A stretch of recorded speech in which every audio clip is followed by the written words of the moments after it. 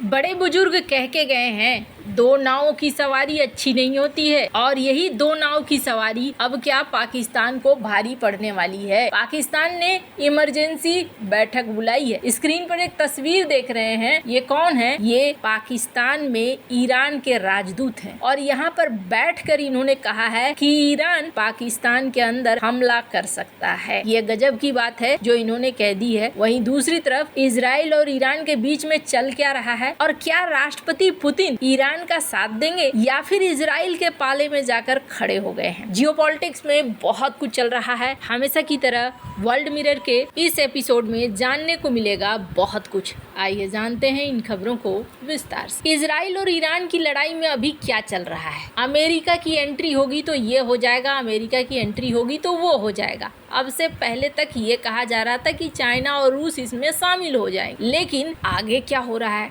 आपको बता दूं। पहले तो फोर्डो पे अमेरिका ने हमला किया, और उसके बाद अब इजराइल ने फिर से हमला किया है, भयानक हमला किया है। और इस हमले के बाद ये देखने को मिल रहा है कि ईरान ने सीधे सीधे चेतावनी दी है।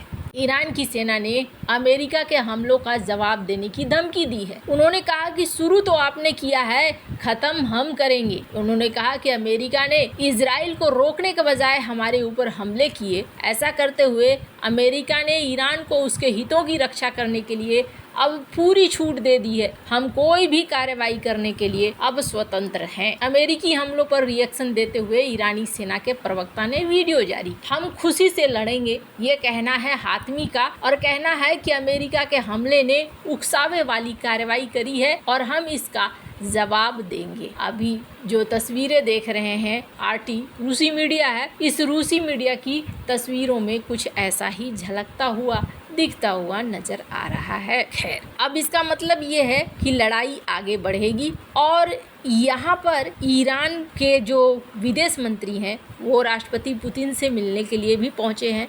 स्क्रीन पर ये तस्वीरें देख रहे हैं, और ये जो ट्वीट किया गया है रूसी मीडिया के द्वारा, ये ट्वीट किया गया है जिसमें आपको दोनों बातचीत करते हुए दिख रहे हैं। मैं इस मुद्दे पर भी आऊंगी, लेकिन उससे पहले मैं आपको बताना चाह रही हूँ कि पाकिस्तान में इमरजेंसी बैठक शुरू हो गई है। अब इमरजेंसी बैठक कैसे? पहले तो मैंने पहले भी कहा है, जल्दबाजी में कभी भी ऐसा कोई काम नहीं करना चाहिए कि आप फिर पीछे मुड़कर चीजों को ठीक न कर सको। यही काम किया मुनीर ने। बुलाया तो डोनाल्ड ट्रंप ने भारत के पीएम मोदी को भी था, लेकिन पीएम मोदी बच गए और मुनीर यहाँ पर खुशी खुशी पहुँच गए। लंच खिलाया अमेरिका ने, और लंच खिलाने के बाद निकलते ही इन्होंने तुरंत से डकार लिया और कहा कि नोबेल पुरस्कार दे दो भैया, लंच बहुत अच्छा था। अब उनके अपने ही घर वाले पूछ रहे हैं कि आपने लंच खाकर उन्हें नोबेल पुरस्कार देने की बात कही थी, लेकिन अब तो देखो इन्होंने ईरान के ऊपर हमला कर दिया। तो फिर तुम ऐसा करो कि नॉमिनेशन जो तुमने आधिकारिक तौर पर फाइल करी है, उस आधिकारिक तौर पर फाइल को वापस करो। अब ये हो गई गजब बेइज्जती। अब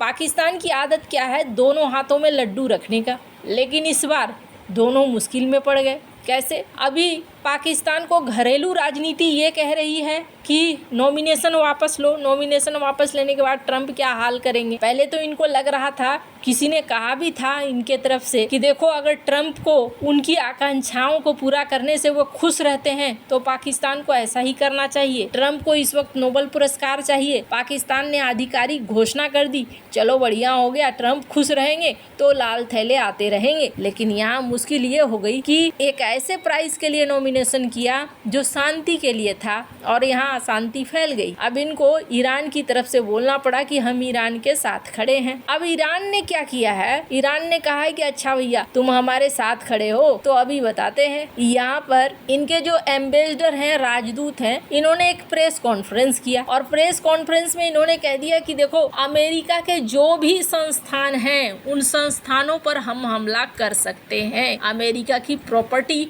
यहाँ पर भी है और हम यहाँ पर भी हमला कर सकते हैं। अब इतना सुनना था कि पीएम शहबाज शरीफ के कानों तक ये आवाज पहुंची और इन्होंने एनएससी की आपातकालीन बैठक बुला ली। अब यहाँ पर वैसे आपको बता दूं, कहा जा रहा है मुनीर भी शामिल होंगे। सर्वोच्च मंच है ये, जहाँ पर बैठक सोमवार के शाम को यानी कि आज हुई होगी। ये बैठक ऐसे समय में बुलाई गई है जब वसीम मुनीर लंच खाकर अभी अभी लौटे हैं अमेरिका से, और एम्बेसडर ने ये बात एकदम खुलेआम तौर पर कहा है कि देखो इन इनका नाम है डॉक्टर रेजा अमीरी मोगादम। इन्होंने कहा कि देखो जी, इस क्षेत्र में अमेरिका की मौजूदगी है, हाँ ये देखेगा कि हम अमेरिका पर कहाँ हमला करते हैं। ईरान किसी भी अन्य इस्लामिक देश को युद्ध में नहीं लाना चाहता है, ये बात इन्होंने कह दिया। मतलब सीधे और साधारण भाषा में समझिए कि तुम्हारे बेस हमसे नजदीक हैं और अगर यहाँ अमेरिका की मौजूदगी है तो फिर हम यहाँ अमेरिका पर निशाना लगाने के लिए तैयार बैठे हैं। खैर, अब पाकिस्तान बुरी तरीके से यहाँ फंसा है। अब रही बात तो ईरान के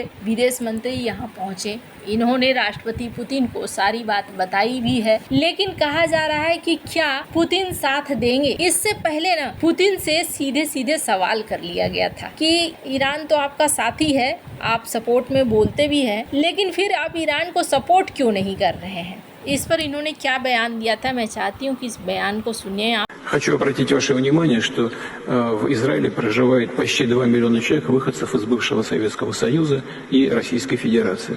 Это почти русскоговорящая страна сегодня. Вот. И мы, безусловно, всегда... Хочу обратить ваше внимание, что в Израиле проживает почти 2 миллиона человек, выходцев из бывшего Советского Союза и Российской Федерации. यहाँ पर इन्होंने एक बयान देकर चौंका दिया। रूस की ओर से ईरान पर हो रहे अमेरिका और इजराइल के हमलों की कड़ी निंदा तो की गई, लेकिन कहा जा रहा है कि रूस आगे बढ़कर मदद नहीं करेगा। पुतिन का कहना है कि वो तटस्थ इसलिए रहते हैं क्योंकि इजराइल में बड़ी तादाद में रूसी मूल के लोग हैं। व्लादिमीर पुतिन का कहना है कि रूस इस संघर्ष में तटस्थ रहने की कोशिश कर रहा है क्योंकि इजराइल में बड़ी संख्या में रूसी भाषी लोग रहते हैं। पुतिन ने इस इकोनॉमिक फोरम में बोलते हुए पुतिन ने कहा कि इजराइल में पूर्व सोवियत संघ और रूसी संघ के करीब 20 लाख लोग रहते हैं। इसे करीब करीब रूसी भाषी लोगों का देश कहा जा सकता है। रूस के आधुनिक इतिहास में हम इसका हमेशा ध्यान रखते हैं और मौजूदा समय में भी ये एक वजह बना हुआ है। व्लादिमीर पुतिन ने इस दौरान इन आरोपों को खारिज किया कि रूस अपने सहयोगियों की मुश्किल वक्त में मदद नहीं करता है। उन्होंने रूस की अपने सहयोगियों के प्रति वफादारी पर सवाल उठाने वाले उकसावे की बात करने वाला कहा। उन्होंने कहा कि रूस के संबंध अरब देशों और इस्लामिक देशों दोनों के साथ लंबे समय से मैत्रीपूर्ण रहे हैं।